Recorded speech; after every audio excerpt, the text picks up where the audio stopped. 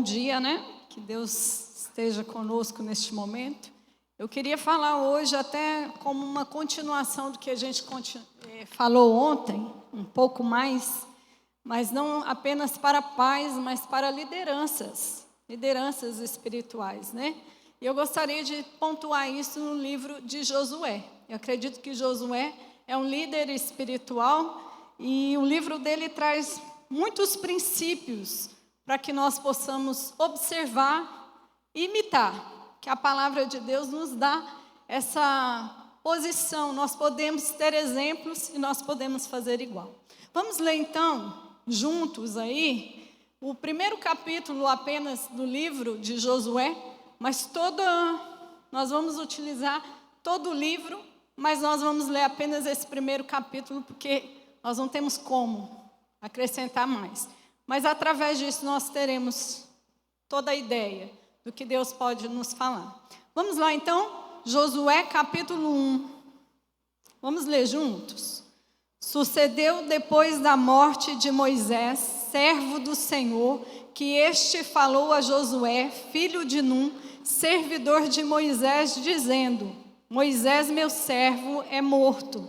Dispõe-te agora, passa este Jordão, tu e todo este povo, a terra que eu dou aos filhos de Israel. Todo lugar que pisar a planta do vosso pé, vô-lo tenho dado, como eu prometi a Moisés. Desde o deserto e o Líbano, até o grande rio, o rio Eufrates, toda a terra dos heteus e até ao mar grande, para o poente do sol será o vosso limite. Ninguém te poderá resistir todos os dias da tua vida. Assim serei contigo, não te deixarei nem te desampararei. Sê forte e corajoso, porque tu farás este povo herdar a terra, que sob juramento prometi dar a seus pais. Tão somente sê forte e muito corajoso, para teres o cuidado de fazer segundo toda a lei que meu servo Moisés te ordenou. Dela não te desvies, nem para a direita, nem para a esquerda, para que sejas bem-sucedido por onde quer que andares. Não cesses de falar deste livro da lei, antes medita nele dia e noite, para que tenhas cuidado de fazer segundo tudo quanto nele está escrito. Então farás prosperar o teu caminho e serás bem-sucedido. Não te mandei eu? Ser forte e corajoso. Não temas, nem te espantes, porque o Senhor teu Deus é contigo por onde quer que andares. Então deu ordem Josué aos príncipes do povo, dizendo: Passai pelo meio do arraial e ordenai ao povo, dizendo: Provede-vos de comida, porque dentro de 3 dias passareis este Jordão, para que entreis na terra que vos dá o Senhor vosso Deus, para possuirdes. Falou Josué aos Rubenitas e aos Gaditas e à meia tribo de Manassés, dizendo: Lembrai-vos do que vos ordenou Moisés, servo do Senhor, dizendo: O Senhor vosso Deus vos concede descanso e vos dá esta terra. Vossas mulheres, vossos meninos e o vosso gado fiquem na terra que Moisés vos deu deste lado do Jordão. Porém vós, todos os valentes, passareis armados na frente de vossos irmãos e os ajudareis. A vossos irmãos, como a vós outros, e eles também tomem posse da terra que o Senhor vosso Deus lhes dá. Então tornareis a terra da vossa herança, e possuireis a que vos deu Moisés, servo do Senhor, deste lado do Jordão, para o nascente do sol. Então responderam a Josué, dizendo: Tudo quanto nos ordenaste faremos, e aonde quer que nos enviares, iremos. Como em tudo obedecemos a Moisés, assim obedeceremos a ti. Não tão somente está o Senhor teu Deus contigo, como foi com Moisés. Todo homem que se rebelar contra as tuas ordens e não obedecer às tuas palavras, em tudo quanto lhe ordenares, serás morto. tão somente ser forte e corajoso. Amém? Esse é um texto muito interessante, né? Porque nós pensamos em liderança, e quando nós pensamos em liderança, um dos homens que a palavra de Deus nos mostra como um líder espiritual foi Josué. E eu gostaria hoje de falar sobre liderança, porque o mundo está carente de líderes, né? Nós vemos aí hoje nas redes sociais, nos locais, às vezes até nas mídias, ou às vezes até dentro de ambientes como a escola, como a própria igreja, as pessoas estão procurando líderes, elas precisam de alguém para se orientar em relação a isso. E nós sabemos que hoje, nós falamos ontem, do quanto a mudança do pensamento vem acontecendo, e muitas vezes os pais, esses líderes que eram líderes antigamente, vêm perdendo a força. A escola já não tem tanto poder mais, às vezes o outro questiona essa liderança. Mas aqui na palavra de Deus nós temos alguns princípios sobre a liderança espiritual. E dentro aqui eu gostaria de pontuar algumas ideias sobre liderança que Deus traz a Josué. O primeiro é o chamado. Deus traz um chamado a Josué. Deus faz uma convocação a Josué. E é interessante a gente pensar nas circunstâncias desse chamado. No verso 1 e 2 diz assim: sucedeu depois da morte de Moisés, servo do Senhor, que este falou a Josué, filho de Num, servidor de Moisés, dizendo: dispõe-te agora, tu e todo este povo, a terra que eu dou aos filhos de Israel. Se a gente pensar na circunstância que Josué foi chamado, nós temos que entender algumas coisas. Primeiro, a história do próprio povo de Israel, né? Se a gente olha para Josué, a gente vê que Josué vem de uma herança ou de uma nação que estava em formação. Ela ainda não estava formada, ela estava em formação. Ela era escrava, ela tinha passado de escravidão para o deserto, ela ainda estava se organizando como nação, como povo, e era um povo rebelde. A Bíblia nos mostra que esse povo era incrédulo, ele era ingrato, ele era rebelde, ele saiu do Egito, deixou de ser escravo, mas a escravidão não saiu do coração deles. Tanto que Deus vai dizimar uma parte desse povo e determina que esse povo, grande parte desse povo, os maiores, não entrariam na terra prometida, não veriam essa terra, por causa das suas atitudes, das suas práticas. Eles tinham saudade das comidas, do modo de vida, dos deuses. Quantas vezes, né, Moisés teve que falar ao povo duramente, porque o povo estava prevaricando contra o Senhor. Então Josué é chamado diante desse povo, um povo que no passado foi incrédulo, que Deus separou, que Deus libertou, mas que não correspondeu muitas vezes ao que Deus tinha falado. Mas os filhos deles estavam ali, os filhos daqueles incrédulos, daquele povo rebelde estavam ali, eles precisavam entrar na terra, porque o Senhor tinha prometido. Outra coisa que a palavra fala é que havia Moisés, foi um grande profeta. A Bíblia fala que diante dos profetas, dos homens de Deus, Moisés foi um dos maiores. Ele conduziu o povo de forma tão grande, tão maravilhosa. Deus falava com ele face a face. E é esse homem de Deus que Josué vai ter que repassar, reviver, vai ter que substituir. Então a gente vê que ali Josué, ele é chamado diante disso. Além dessas duas questões, Josué é chamado diante de um povo que não tem experiência militar. Como ele ia passar diante de uma terra que ele teria que assumir a vivência daquela terra, lutar contra os inimigos, tomar posse da terra, assentar o povo nessa terra, mas eles não tinham nenhum tipo de experiência militar. Era um povo pequeno ainda.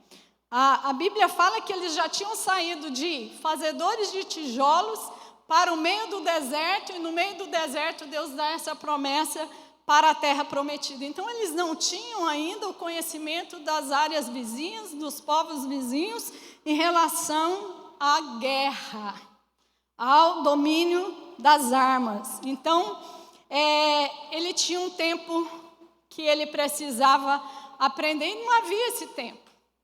Correto? Não havia esse tempo. mas ele precisava fazer essa transição.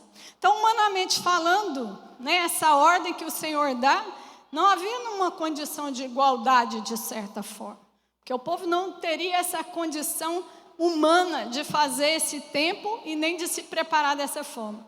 Porém, o chamado de Deus traz algumas características ali na vida de Josué. Se a gente for ler o texto, o primeiro é a dimensão do tempo. O Senhor fala, dispõe-te agora, Josué.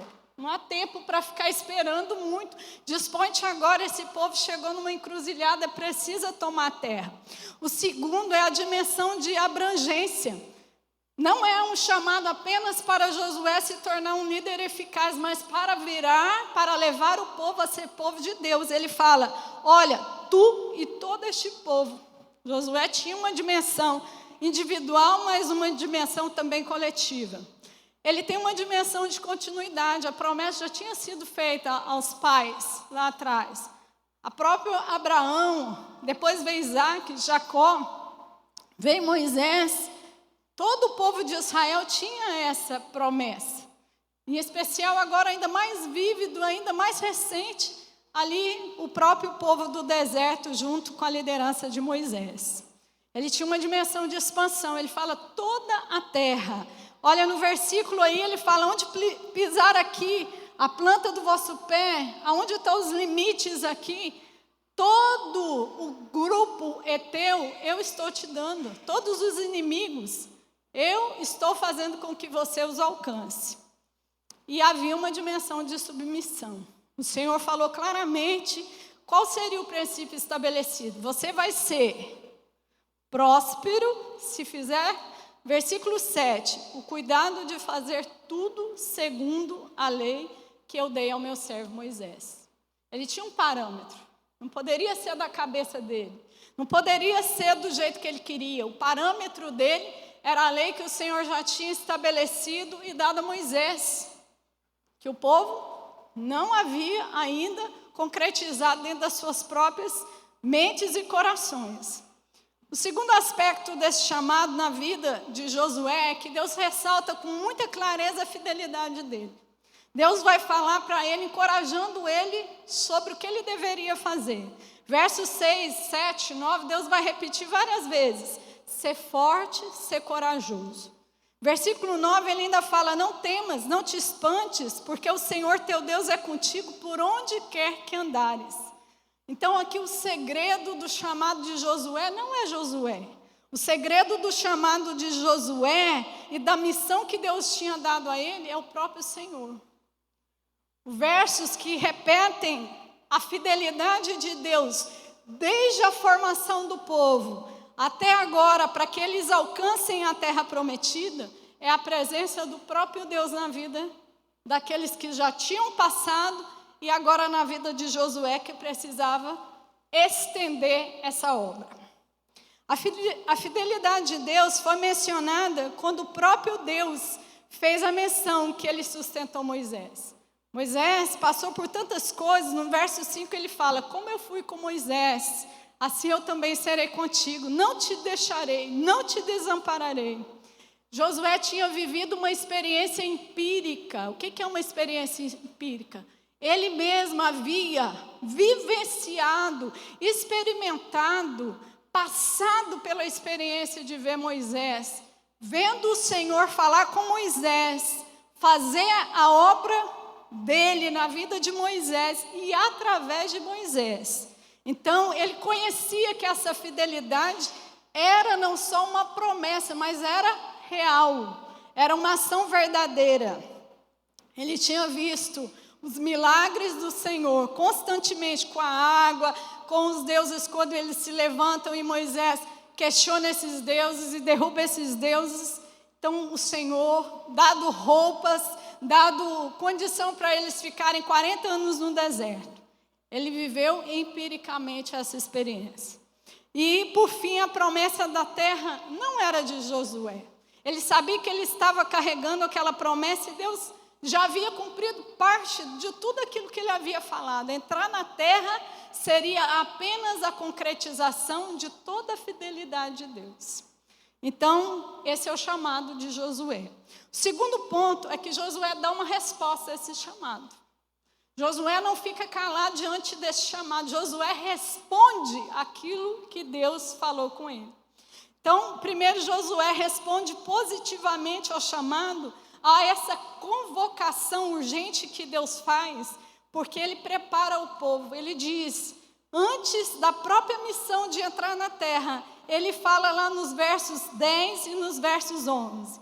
Então deu ordem Josué aos príncipes do povo, dizendo, passai pelo meio do arraial, ordenai ao povo, dizendo, provede-vos de comida, porque dentro de 3 dias passareis o Jordão, para entrares na terra que vos dá o Senhor.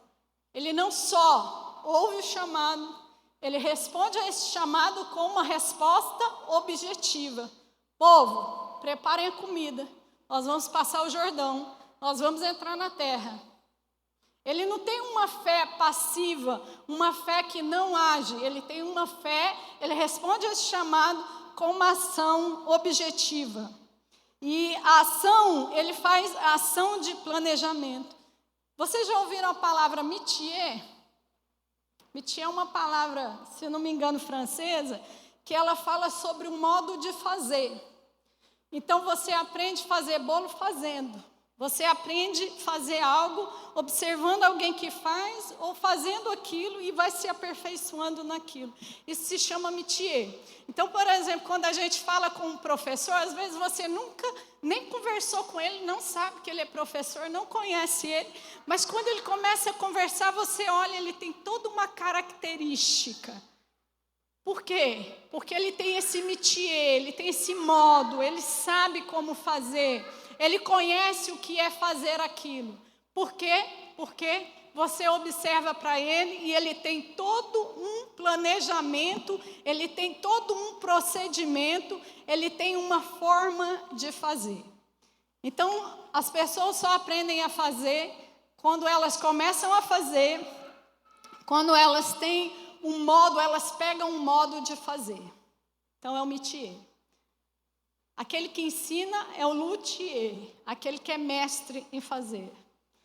Os músicos aí gostam muito disso, né? Os métiers, né? E os luthiers, eles vão aprendendo a como ser um instrumentista, a como ser um observador da música, como aprender a fazer a música. E o luthier é aquele que conserta os instrumentos para que o som fique perfeito. Então, o Josué havia tomado conhecimento de como fazer, porque ele andou com Moisés, ele sabia. Então, ele tem uma liderança objetiva. Interessante que ele fala, é preciso, então, passar o Jordão. Augusto Nicodemos, ele traz ele tem um livro, né, sobre a história de Josué, sobre o livro de Josué, uns estudos, e ele traz uma das pregações dele que o homem é preciso passar o Jordão. E ele fala sobre isso como a responsabilidade humana. Deus havia dado a promessa a Josué. Ótimo, maravilhoso. Mas havia a responsabilidade humana, objetiva de Josué de andar e passar o Jordão para que chegasse do outro lado.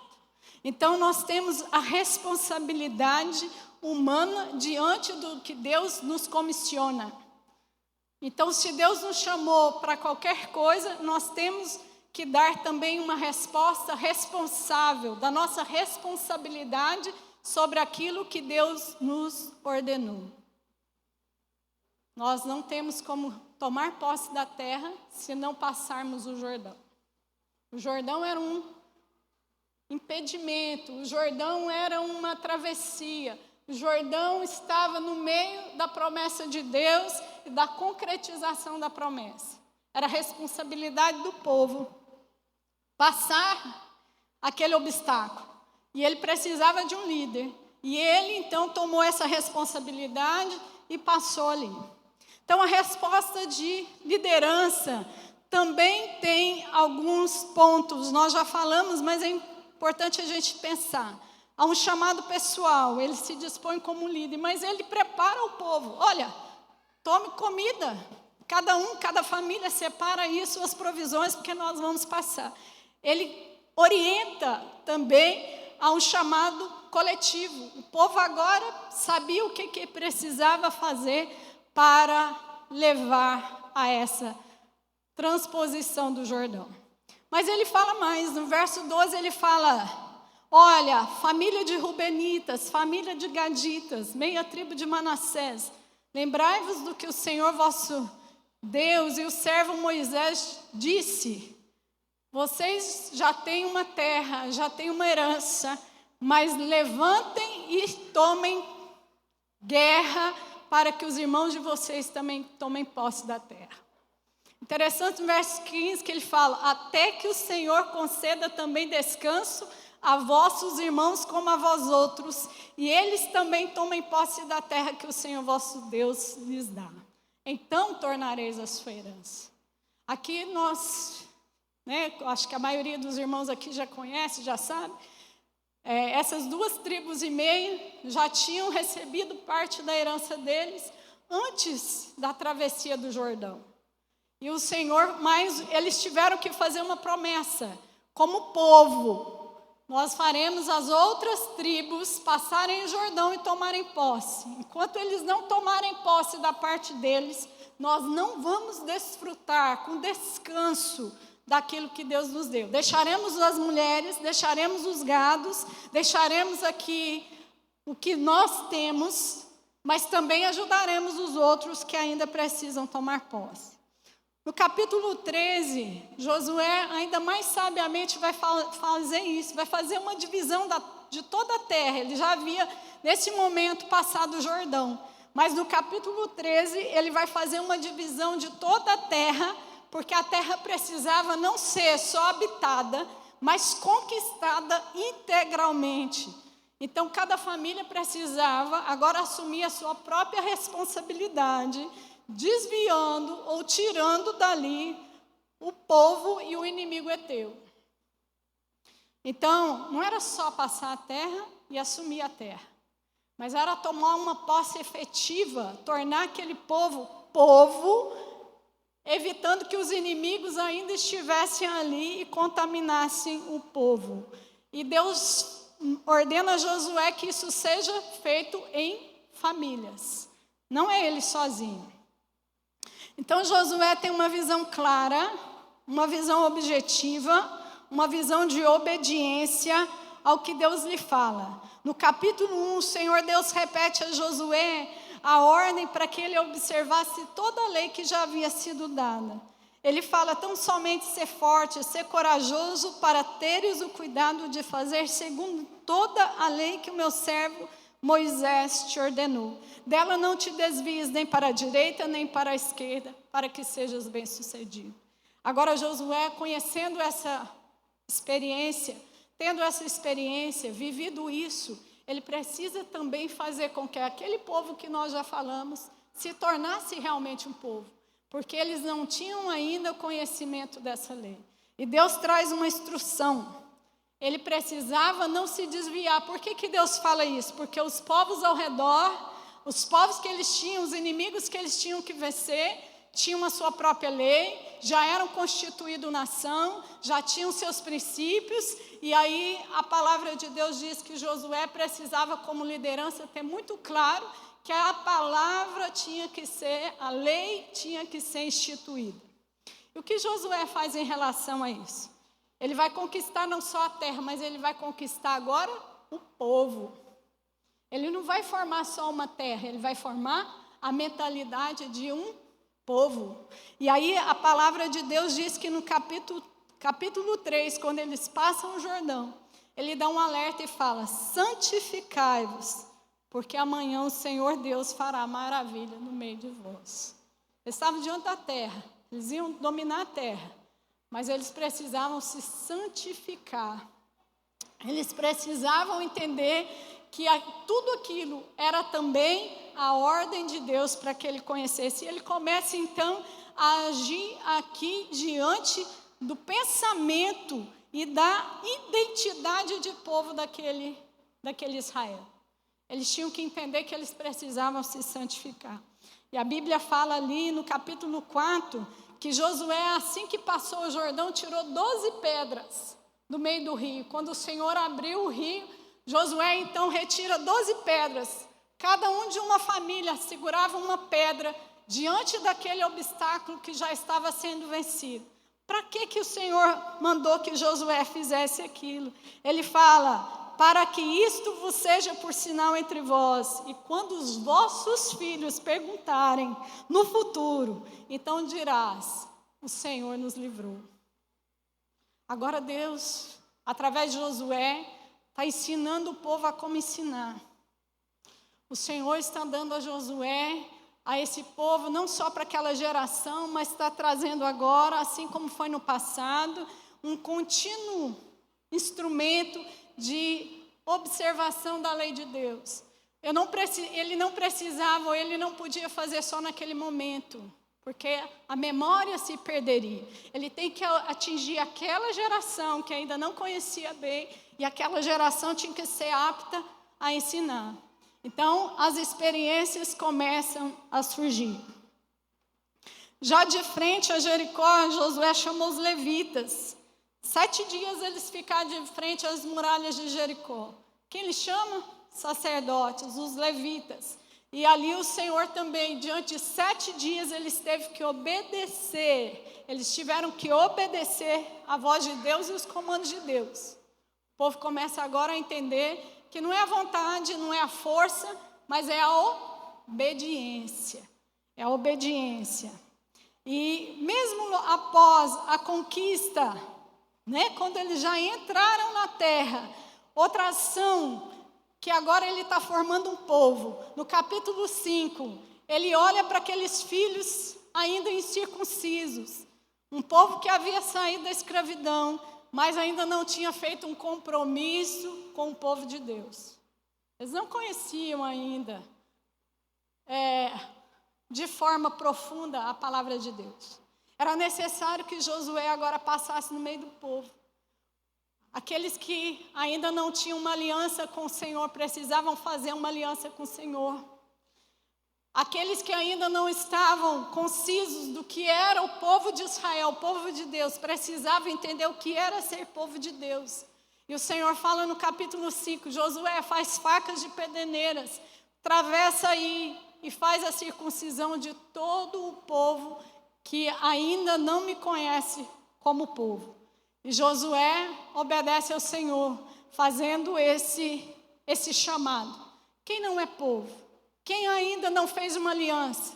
Quem ainda não tem em si o sinal visível da aliança invisível? É preciso fazer. E o Senhor faz. Por fim, Josué vai ter uma conquista, ele vai ter uma ação de obediência, a partir dos capítulos 10, quando ele realmente, já na terra, começa a efetivar e a lutar contra os inimigos. Não é porque ele está dentro da terra que os inimigos sumiram. A promessa já estava sendo cumprida, mas agora ele precisava obedecer integralmente e formar aquele povo como povo. Os inimigos tinham que ser expulsos. Por quê? Porque nós já falamos, eles tinham outros pensamentos, outros deuses, não estavam de acordo com o pensamento e com a lei do Senhor. E era perverso, e era mau, ia trazer morte. Por isso tinham que ser eliminados. Mas no finalzinho ainda, no capítulo 18, o Senhor, através de Josué, faz uma exortação ao povo. Ele fala, o que tem acontecido que vocês, famílias, estão vivendo no meio do povo e ainda não tomaram posse da herança que o Senhor lhes deu? Ele faz uma exortação severa. Havia uma porção ainda da terra que não tinha sido conquistada. Havia uma porção da terra que os inimigos ainda estavam reinando. E ele chama o povo, Josué, os líderes do povo, cada família, e pergunta, o que está acontecendo com a sua família, que você ainda não tomou posse daquilo que Deus te deu? É uma ação contínua e conjunta para formar um povo. Não só tomar, não só dizer que tomou posse, mas verdadeiramente ser povo de Deus na terra que Deus deu. O terceiro ponto é que os problemas que Josué enfrentou os problemas vieram e Josué teve que enfrentá-los. Então nós vimos, Josué teve um chamado, Josué deu uma resposta de fé, mas Josué teve problemas. A Bíblia fala que não é a certeza da promessa que vai nos livrar dos problemas. Os problemas existem, as adversidades existem e elas vão continuar existindo. Isso não significa que Deus falhou, nem que nós não estamos vencendo. Significa que nós temos que lutar para vencer. A promessa ainda é fiel. Então, no verso 4 e 5 que nós falamos, Deus fala a Josué, olha, vocês precisam lutar para dominar toda a terra do Eteu, e ninguém vai te resistir todos os dias da tua vida, como fui com Moisés, serei contigo. Ora, Moisés já havia passado por isso. No meio do deserto, ele teve que lutar também contra a incredulidade, ele teve que lutar contra a murmuração, ele teve que lutar contra a idolatria, ele teve que lutar contra tantas coisas que o povo mesmo muitas vezes se levantou contra a rebelião dos próprios líderes, dentro da sua própria família, Miriam, ele teve que lutar. E a Bíblia fala que o Senhor ordenou a Josué que assim como Moisés lutou, ele também tivesse que lutar. E a gente vai ver isso, né, no livro de Josué, porque no capítulo 7, o primeiro ponto, depois que ele entra na terra, ele percebe que uma família está em pecado. Ele percebe que um dos líderes dele está em pecado, que é Acã. Primeiro um pecado oculto, depois um pecado manifesto, quando Deus revela o pecado dele, quando ele rouba e deseja os tesouros que estavam proibidos. E Deus dá uma ordenança a Josué, qual é?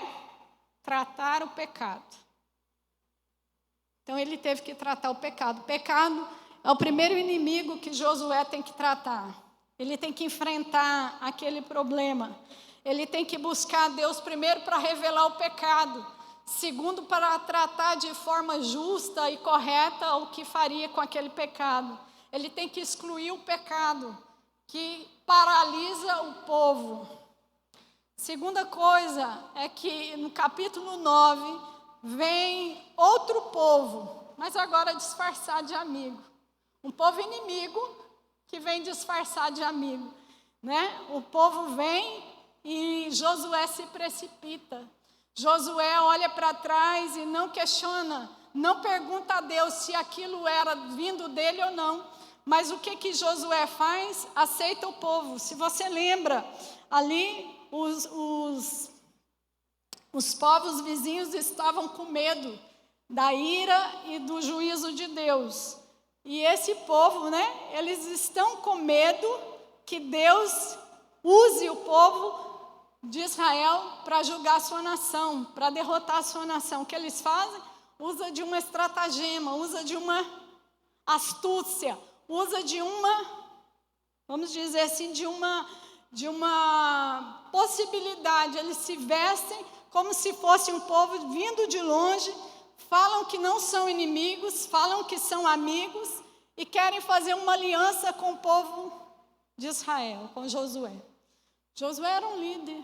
Nós vimos a resposta positiva de Josué, a busca de Josué para formar aquele povo, mas naquele momento os líderes da congregação, os líderes da nação de Israel e o próprio Josué, mesmo com toda a experiência, ele é enganado. Ele não consulta o Senhor. O inimigo está disfarçado. O inimigo está do seu lado, mas está disfarçado. Está disfarçado de amigo. E ele aceita essa aliança precipitada. Qual foi a consequência? Até hoje a consequência, né? Um povo sendo um povo que perturba Deus. O povo de Deus.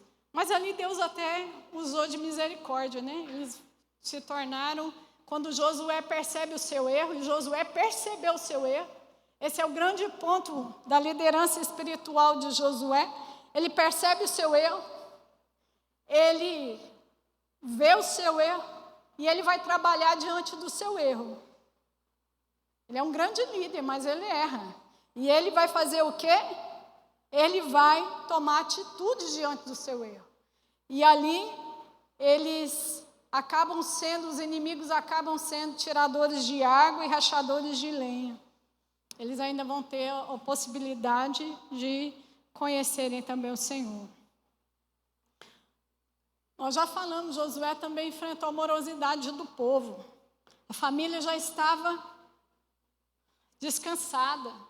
As famílias já estavam relaxadas. Mas a obra do Senhor ainda não estava completa. E Josué precisa, então, enfrentar esse problema. Exortando e animando o povo, orientando o povo. E Josué já era velho. Josué já era idoso quando ele faz essa parte. Agora, o último ponto é, qual é o legado então que Josué nos deixa? Josué teve 3 ações. Ele olhou para o passado, ele viu o povo que estava ainda em pecado, não era povo de Deus. Ele viu Moisés, que era um grande líder. Ele tem uma resposta. Ele olha para o presente, ele tem uma ação de fé, porque ele responde não só mentalmente, não só emocionalmente, mas ativamente a essa posição, mas ele olha também para o futuro. Ele chama o povo a ser povo e observa essas lideranças. Então, Josué é um grande líder, porque ele tem a dimensão desses 3 aspectos. Olhar para o passado, olhar para o presente e olhar para o futuro. O povo não podia parar ali. O povo tinha que ser povo, tinha que cumprir a missão. E qual foi a decisão de Josué? A decisão de Josué é que no final do capítulo 24, ele chama o povo já estabelecido e fala, olha, eu tenho consciência da minha finitude, eu estou partindo, e ainda a terra para ser conquistada, o povo ainda precisa de orientação. Ele fala sobre o padrão de Moisés, ele fala sobre o chamado de Deus, e ele fala ainda sobre o que haveria de vir. E ele fala, eu e minha casa servimos ao Senhor, e vocês? O que vocês querem? Permanecer servindo os deuses do passado? Esses deuses que estão aqui agora, as leis desses povos que estão ao nosso redor? Ou vocês vão fazer como a minha casa e a minha? E o povo fala, não, nós seguiremos o Senhor. Por que Josué conseguiu falar isso? Porque ele viveu isso. Ele era o exemplo. Ele conseguiu fazer isso. Então, eu gostaria de concluir essa palavra com 3 perguntas. Qual é o chamado de Deus para as nossas vidas? E eu queria fazer esse link. Deus primeiro nos chamou como líderes, como influências nesse mundo. A primeira coisa que nós ouvimos ontem é que Deus tem um chamado para pais e para mães. Quando nós falamos de um chamado de maternidade e paternidade, nós estamos falando de um chamado missionário. É o pequeno rebanho, a pequena igreja que Deus lhe confiou. Mas quando nós falamos também de qualquer liderança, como cristão, nós temos um chamado missionário. Não é um missionário que está na China, que está na Índia, que está no Paquistão, que é missionário. Todo cristão tem um chamado efetivamente missionário, porque ele é filho de Deus, ele tem uma missão. Então, qual é o chamado que Deus te deu? Talvez Deus te dê um chamado na escola, talvez Deus te dê um chamado no seu escritório, talvez Deus te dê um chamado lá na sua casa ainda que não está completo, mas Deus te deu um chamado. Qual é o seu chamado? Então, a Bíblia fala que há um chamado. As pessoas estão sendo ou estão procurando, elas estão desejando ser guiadas. E a pergunta é, você tem sido um líder cristão? Nós temos sido um líder cristão? Nós temos respondido a esse chamado? A segunda coisa é que, qual é a resposta desse chamado na sua vida? Como é a resposta desse chamado na sua vida?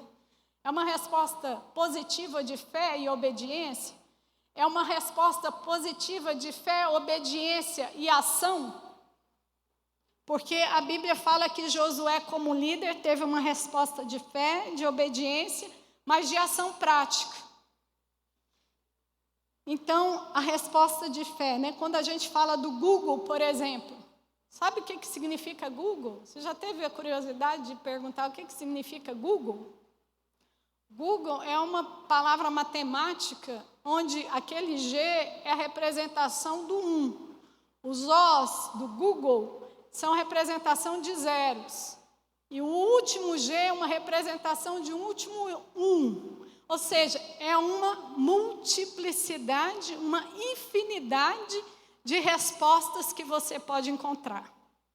É uma probabilidade infinita de respostas que estão à sua frente. Isso significa que tem uma janela aberta que as pessoas estão procurando.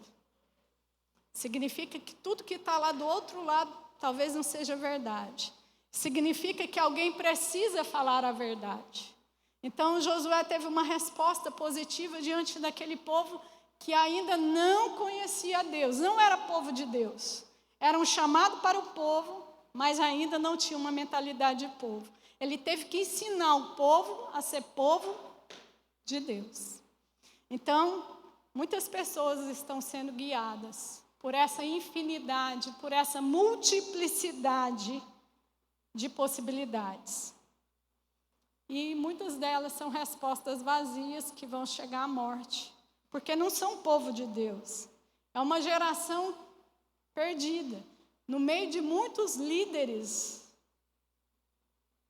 Então, é uma resposta prática.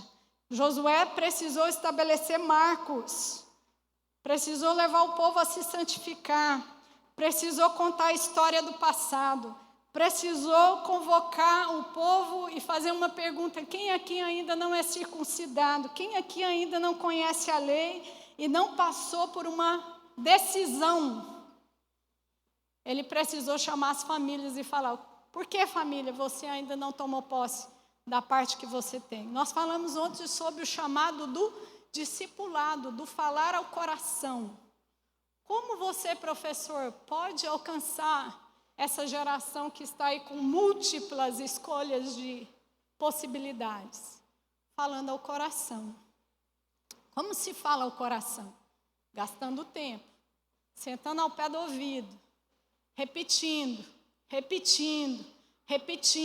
Vejo que aquela geração já havia crescido como sendo povo de Deus, mas seus pais eram pecadores. Agora era preciso que eles tomassem uma posição. Josué teve que repetir várias vezes, até quando chegou no final ainda da sua vida, ele teve que chamar novamente, para relembrar tudo que Deus havia falado. Então, quando nós falamos ao coração, nós falamos de 3 coisas: pecado, a ira de Deus sobre esse pecado, arrependimento e como se arrepender, que é a obra de Cristo, e falamos da graciosa terra ou da esperança do arrependimento.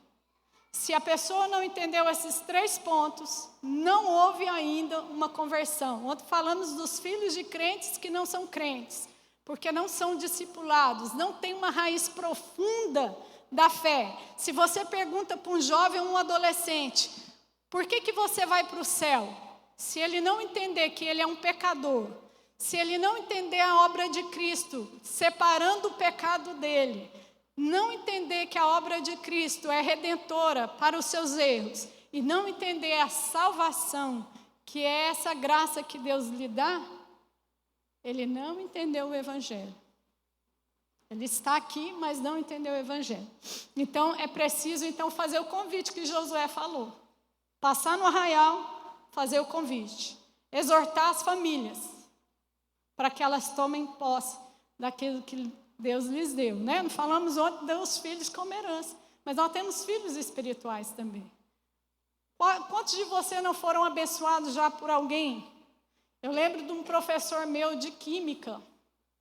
Quando eu me converti, ele era presbítero da igreja.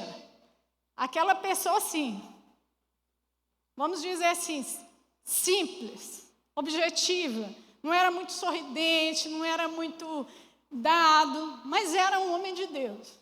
No meio lá da aula, no final da aula, ele chamava: olha, estou aqui 5 minutos aqui na hora do intervalo, quem quiser participar do grupo aqui comigo.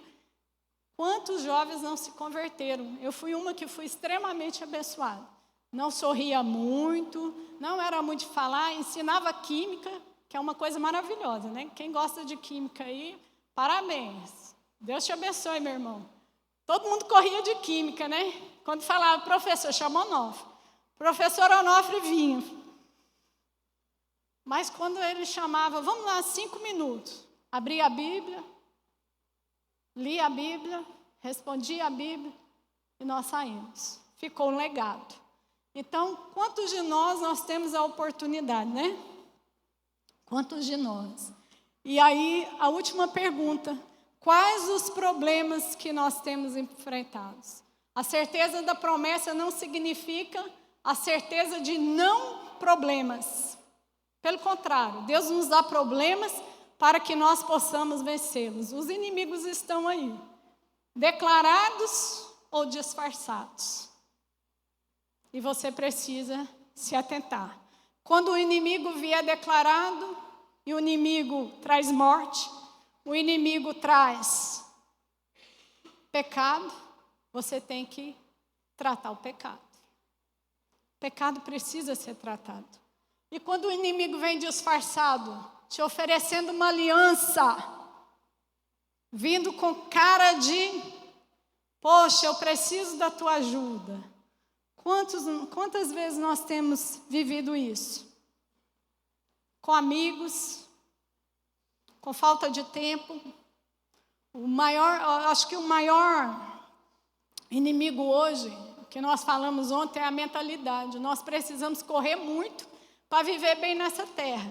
Mas viver bem nessa terra significa o outro pensamento, que é aquela exaustão, aquele cansaço físico e mental, que as pessoas hoje estão procurando saúde mental.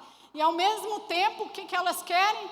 Algo que traga alívio. Muitas pessoas procurando, às vezes, até uma filosofia, um pensamento que, paz, vou escrever paz aqui na minha camisa, eu vou pegar um coisinho e colocar aqui. Quantas pessoas têm falado das palavras bíblicas, mas não entendem o que é a Bíblia? Porque muitas vezes falta tempo.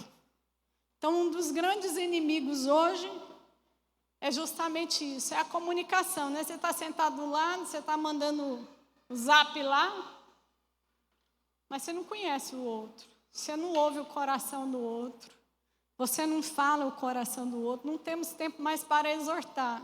Exortar é falar em amor, não temos mais tempo em orar. Então, a intervenção, ela parte da intercessão, ela parte da pregação, que é o discipulado, ela parte da atmosfera. Como que você cria uma atmosfera de adorador? Como nós falamos ontem, os pais precisam formar adoradores. Como nós criamos uma atmosfera de adorador? Como nós criamos uma atmosfera para que o outro se torne adorador?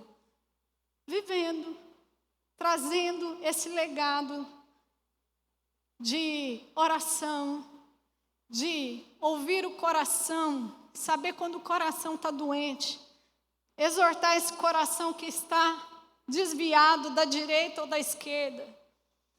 É você animar o coração, trazer uma palavra de paz, é conviver com o outro. É você, por exemplo, dizer, meu salário está aqui, mas o meu salário não é meu, eu posso ofertar. Você perguntar ao seu filho, ou você orar com o seu filho, para quem nós vamos ofertar? Ou você trazê-lo na igreja e se adequar às coisas da igreja. Mas é saber que também que o evangelho é sofrimento. O evangelho é sofrimento. Tem hora que nós precisamos sofrer. Tem hora que nós precisamos deixar a correção vir. E não é fácil, mas é necessário, porque o fruto do Espírito, que está lá em Gálatas, é uma construção. E muitas vezes Deus tem que trabalhar o pecado. Por final, qual o legado? Josué ele faz essa confissão e esse convite. Eu e minha casa serviremos ao Senhor. E vocês? Ele só pôde falar isso porque ele viveu, né? Então ele teve atrás Moisés, que ele cumpriu, ele serviu, ele se dispôs a servir Moisés. Ele no presente formou um povo, uma liderança. Se você não quiser intencionalmente formar o povo vai entrar na terra, mas não vai ser povo de Deus. Mas ele olhou para frente e formou novos líderes. E ele já era velho, ele deu frutos até velho. Então, encerrando tudo isso que eu quero falar é o quê? Nós precisamos entender como Moisés, olhar para trás, olhar agora, olhar para frente. Ter a intencionalidade em fazer. Não é por acaso, é intencional. O líder espiritual é intencional. Ele tem intenções. Então, a intenção é implantar o reino. Em famílias, individual, como um povo. E eu espero que Deus possa nos usar quanto a isso. Amém? Vamos orar encerrando então? Passar aqui por...